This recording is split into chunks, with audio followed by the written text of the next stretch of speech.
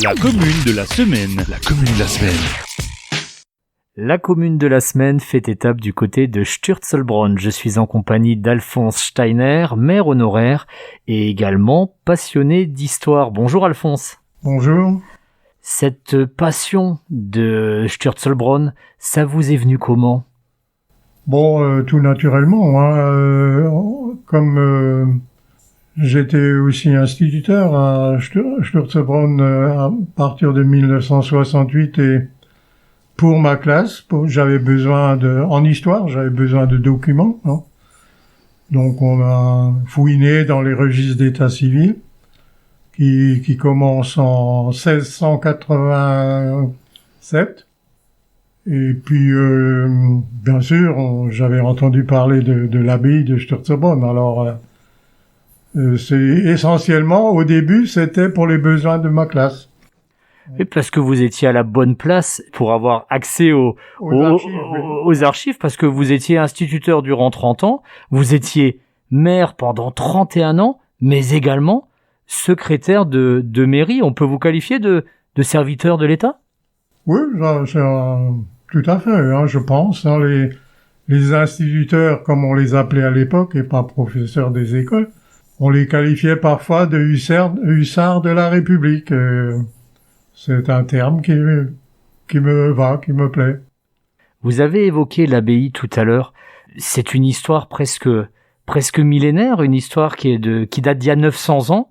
Comment cette abbaye s'est implantée dans ce petit village du Pays de Bitche ? Il faut dire que ce sont des moines cisterciens qui ont fondé l'abbaye de Sturzelbronn. Et les moines cisterciens, c'était des purs et durs. Ils recherchaient justement l'isolement, le calme. Saint Bernard, il disait, on trouve Dieu plus facilement dans la solitude et dans le silence. Donc, c'est ce qu'ils recherchaient. Donc du coup, ils ont choisi un endroit isolé au milieu des forêts, quoi.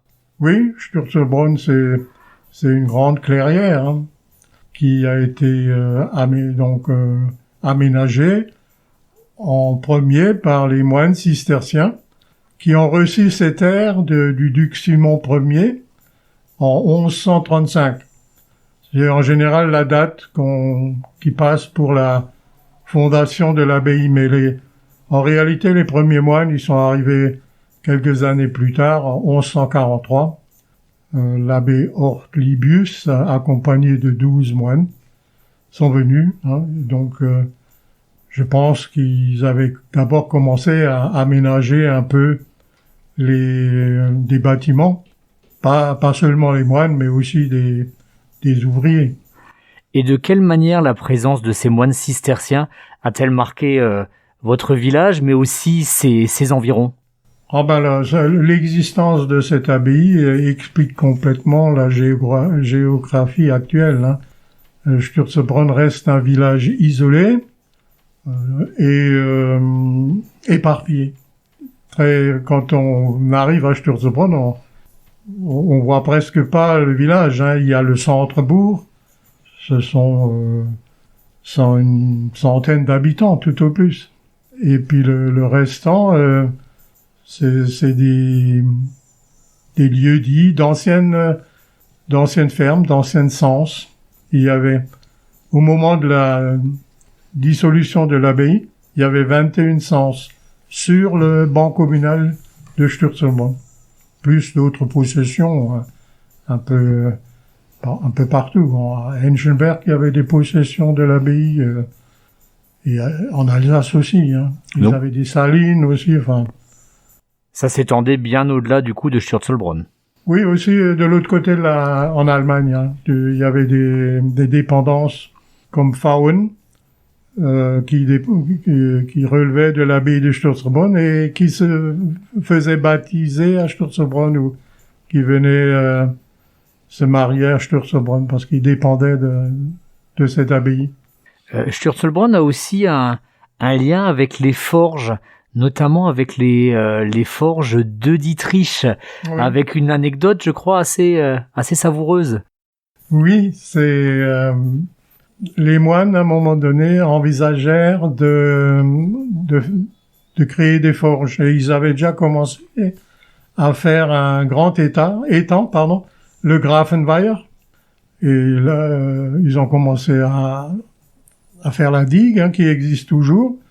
Et la famille de Dietrich, qui était un peu plus loin en aval, au Jägertal, ils n'ont pas vu ça d'un très bon œil. Alors ils se sont arrangés avec les moines. Ils ont trouvé un accord, c'est pour que les moines renoncent à leur idée de faire une forge. Et en échange, les moines pouvaient leur livrer, je ne sais plus combien, mais de temps et temps bon, à l'époque c'était pas des stères, de bois, disons des stères de bois. Voilà. Et puis ça fonctionnait comme ça. Et au milieu du 19e siècle, au moment de l'extension du chemin de fer, du temps de Napoléon III, il y a eu un accord plus ou moins obscur entre l'État et la famille de Dietrich.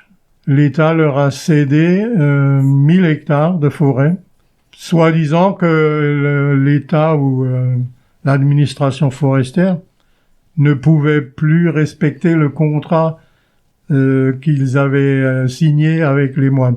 Faut dire que, pour qu'on comprenne tout ça, entre-temps, bien sûr, les biens de l'abbaye avaient été saisis par l'État comme bien national, au moment de la Révolution, de la Grande Révolution française.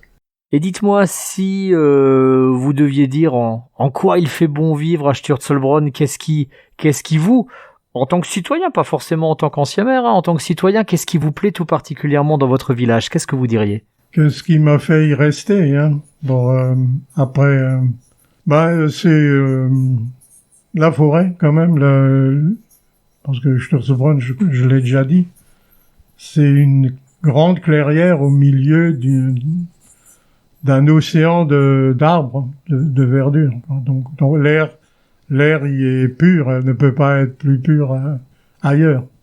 Et puis le calme, le calme, il est en général, c'est calme. Bon, parfois c'est relatif, on n'est plus tranquille nulle part, parce qu'avec les machines modernes maintenant, elles sont bruyantes. Voilà. Le calme et la forêt. C'est la même chose que les moines cisterciens recherchaient, en fait. Ah d'accord. Donc en fait, eux, ils venaient faire une retraite spirituelle et vous, c'est la retraite tout court du côté de Sturzelbronn, quoi. Oui, on peut méditer, là, quand on est dans son jardin, ou quand on va se promener. Si on va se promener en forêt, on est vite au calme. Dès que vous vous écartez un peu de la route, là, vous êtes seul au monde. Et il y a beaucoup de sentiers balisés. On ne peut pas se perdre avec les sentiers du club vosgien. Un sentier transfrontalier avec réalisé il y a quelques années par le parc naturel des Vosges du Nord, avec les communes voisines d'Obersteinbach en Alsace et Ludwigswinkel dans le Palatinat. On a l'embarras du choix pour randonner. Et nous invitons les auditrices et les auditeurs à venir respirer l'air pur et profiter des belles forêts du côté de Sturzelbronn. Merci beaucoup, Monsieur Steiner. Je vous en prie.